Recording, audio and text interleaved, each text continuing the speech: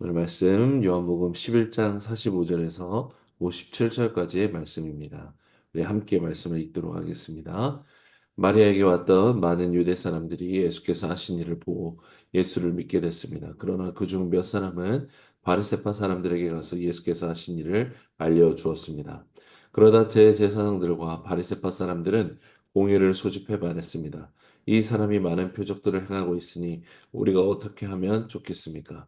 만약 이대로 내버려 두었다가는 모든 사람이 그를 믿게 될 것입니다. 그러면 로마 사람들이 와서 우리의 땅과 민족을 빼앗아 버릴 것입니다. 그러자 그중 가야바라 하는 그 해의 대제사장이 말했습니다. 당신들은 아무것도 모르고 있어. 한 사람이 백성들을 위해 죽어서 민족 전체가 망하지 않는 것이 당신들에게 유익한 줄을 깨닫지 못하고 있어. 이 말은 가야바가 스스로 한 것이 아니라 그 해의 대제사장으로서 예수께서 유대 민족을 위해 죽게 될 것을 예언한 것이었습니다. 또한 유대 민족뿐만 아니라 흩어진 하나님의 자녀들을 모아 하나 되게 하기 위해 죽으실 것을 예언한 것이었습니다. 그날로부터 그들은 예수를 죽이려고 음모를 꾸몄습니다. 그래서 예수께서는 유대 사람들 가운데 더 이상 드러나게 다니지 않으셨습니다. 거기에서 떠나 광야 가까이에 있는 에브라임이라는 마을로 가서 제자들과 함께 머무르셨습니다. 유대 사람의 유월절이 다가오자 많은 사람들이 유월절이 되기도 전에 자신의 몸을 정결하게 하려고 시골로부터 예루살렘에 올라왔습니다. 사람들은 예수를 찾으면서 성전에 서서 서로 말했습니다. 어떻게 생각하시오? 그분이 유월절에 오시지 않겠소? 그러나 대제사장들과 바리새파 사람들은 예수를 붙잡으려고 누구든지 예수께서 계신 곳을 알면 반드시 자기들에게 알려야 한다는 명령을 내렸습니다.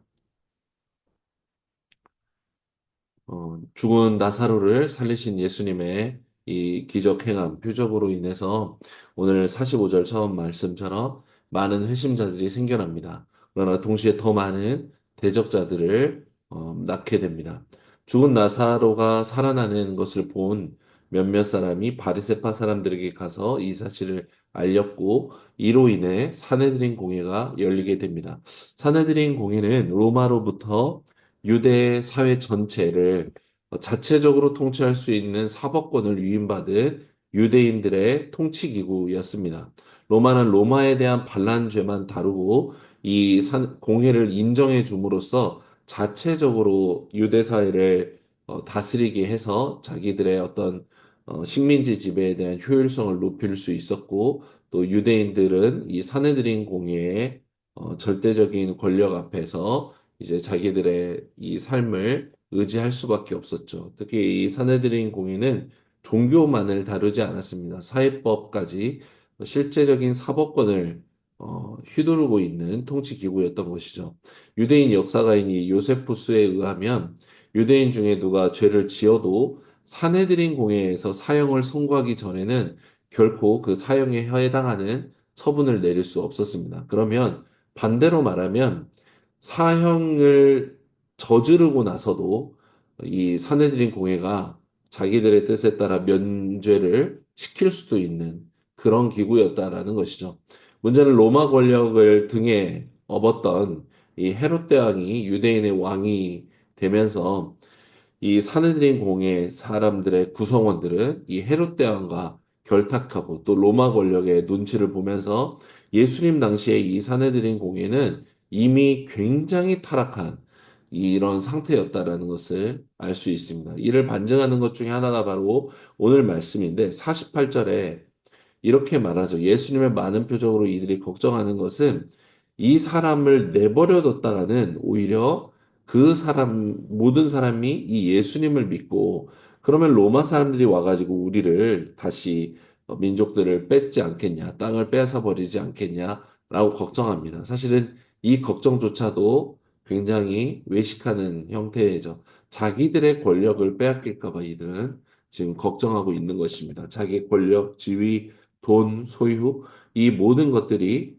하나님보다, 예수님보다 더 높고 소중한 우상이 되어버렸던 것을 알 수 있습니다. 또 49절에 보면 대제사장 가야바가 그 해의 대제사장이라고 요한이 꼭 집어서 말하고 있습니다. 의도적으로 가야바가 그 해의 대제사장이라고 꼬집습니다. 다른 건 몰라도 대제사장 가야바는 이전 대제사장이었던 안나스의 사이였습니다. 이 대제사장직, 성전의 총책임자인 대제사장직을 지금 세습하고 있는 혈통적인 사이에게 세습한 악취가 풍겨나고 있는 것이죠. 요세푸스에 의하면 가야바가 대제사장직을 18년 동안이나 수행했기 때문에 여러분 이 가야바가 가지고 있는 정치적인 수완, 이 권력, 로마 권력 아래 또 헤롯 대왕 아래에서 또 이 사두개인들과 소수의 바리새인들 또 이 유대인 사회 사람들을 조율해 가면서 18년 동안이나 대제사장직을 유지했다라는 것. 이 사람이 얼마나 이 권력과 탐욕을 쫓고 있는 당시의 공회원들의 환심을 잘 다스리면서 비율을 잘 맞추면서 또 오늘 본문 말씀처럼 뭔가 대안을 마련할 줄 아는 그런 영민한 사람이었다는 것을 우리가 추정해 볼 수 있습니다. 그랬던 그가 50절에 지금 예수라고 하는 이 사람의 존재를 어떻게 하면 처리할 수 있을까에 대해서 충격적인 제안, 그러나 동시에 공회원들에게는 가장 손쉬운 문제 해결의 방법을 제안합니다. 예수를 죽이자는 것이죠. 사법권을 가진 공회에서 처음으로 또 공식적으로 예수님에 대한 사형이 거론됩니다. 가해바의 제안은 받아들여집니다. 생각이 다른 소수가 있었다 할지라도 감히 그것을 꺼내놓을 수 없었을 것입니다. 가야바의 발언에 참으로 묘한 반전이 숨겨져 있는데 오늘 본문에서 나타나는 세 가지 반전을 나누고 기도하기 원합니다. 첫 번째로 그는 대제사장이었습니다. 특별히 오늘 본문은 6월절을 앞두고 많은 사람들이 지금 예루살렘으로 모여들어서 정결제, 예식을 드림으로써 이 6월절을 준비하고 있는 상황이었다라고 말합니다. 그 말은 지금 예루살렘에 엄청난 동물의 제사들이 매일매일 죽어지고 있고, 그렇게 자기를 하나님 앞에 정결하게 하고자 하는 그런 상황의 시간인 것이죠. 그런데 이 대제사장이라는 자가 이 모든 희생제사를 주관하고 있는 대제사장이라는 자가 유대 민족 전체를 위해 사람 한 명을 죽이는 희생제사를 말하고 있다라는 것이죠. 마치 대속죄일의 제사에 쓰일 소처럼 예수라는 한 사람을 죽여서 유대 민족 전체의 죄를 속하자. 유대 민족의 위기를 이 한 사람 죽임으로써 우리가 면제시키자라고 제안하는 것이죠. 기가 막힌 제안입니다. 대제사장이라는 자리에서 평생 할 줄 알고 아는 게 제사장 직분밖에 없는 이가 오히려 예수를 희생제물로 드리려고 하는 것이죠. 여러분, 당연히 하나님은 인신제사를 금하셨죠. 그러나 가야바에게 하나님의 율법은 팔이 안으로 굽듯 자기 해석과 전통에 따라 얼마든지 휘었을 수 있는 것에 불과한 상태였다라는 것을 알 수 있습니다. 우리가 이 가야바와 같은 때가 있다라는 것을 우리도 인정하게 됩니다. 내가 잘 아는 것이라고 함부로 말하고 또 내가 경험한 것이라고 하나님을 거치지 않고 자기 마음대로 행할 때가 있습니다. 하나님의 말씀을 전혀 두려워하지 않고 심지어 가야바처럼 굽어서 내 마음대로 가져다 쓰는 일이 없어야 할 텐데 이것이 우리에게 두려움이 되기도 합니다. 두 번째 반전은 자신들이 살기 위해서 예수를 죽이고자 결의하는데 흩어진 하나님의 자녀들을 모아되게 하시는 모든 인류의 구원을 이루시는 하나님의 희생제사를 결의한 것이다 라고 말합니다. 오늘 52절에 이 진리를 선포하고 있습니다. 이 대제사장 가야바와 사내들인 공회 사람들은 자기들이 더 잘 살려고 예수를 죽이고자 결의한 것인데 하나님의 통치와 섭리는 흩어져 있는 올 인류의 모든 하나님의 백성들을 하나 되게 모아서 하나 되게 하시는 인류 구원의 계획을 실행하고 계시는 것입니다. 하나님의 역전이고 섭리입니다. 하나님의 주권과 통치가 악인의 그 악랄함 위에서 역사하고 있는 것입니다. 여러분, 우리가 이 세상을 살아가다 보면 악인이 득세하고 불공정하고 불의가 판을 칠 때가 많습니다. 하나님은 침묵하시는 것 같고 계시지 않는 것처럼 아무런 것도 느껴지지 않을 때가 있습니다. 그러나 정말 그러할까? 그렇지 않습니다. 주님은 다 알고 계시고 다 보고 계십니다.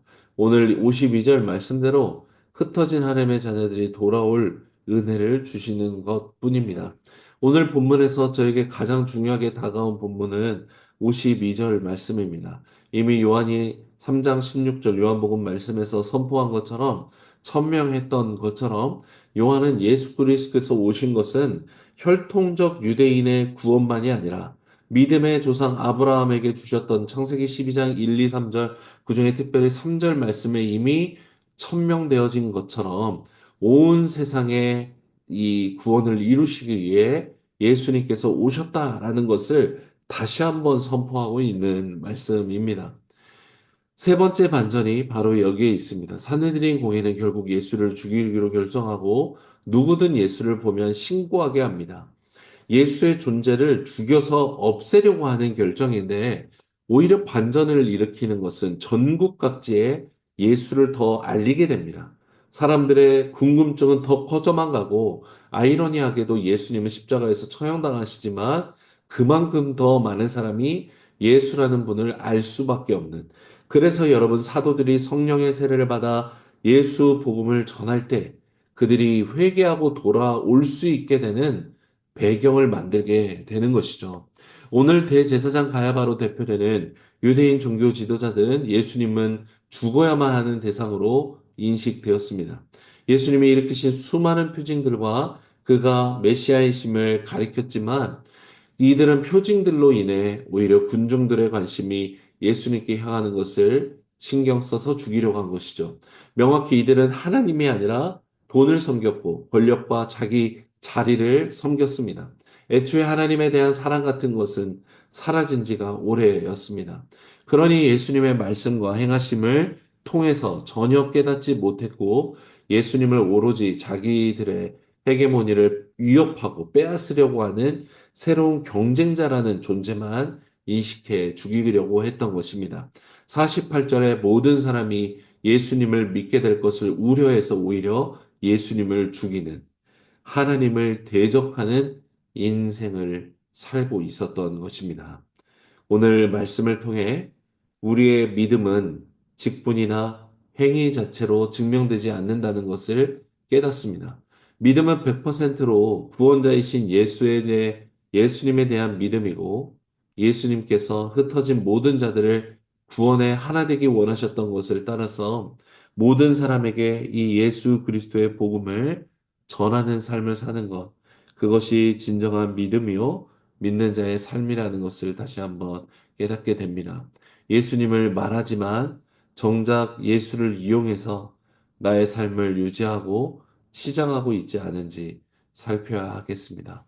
예수님의 영광보다 내 자존심과 내 체면과 내 영광을 지키는 것이 더 중요한 사람이지는 않은지 우리가 또 살펴야 되겠습니다. 흩어진 우리를 하나님의 자녀 삼아주신 우리 구주 예수님을 찬양합니다. 허락하신 오늘 예수 그리스도 안에 거하며 살아가는 저와 여러분이 되기를 간절히 소망합니다.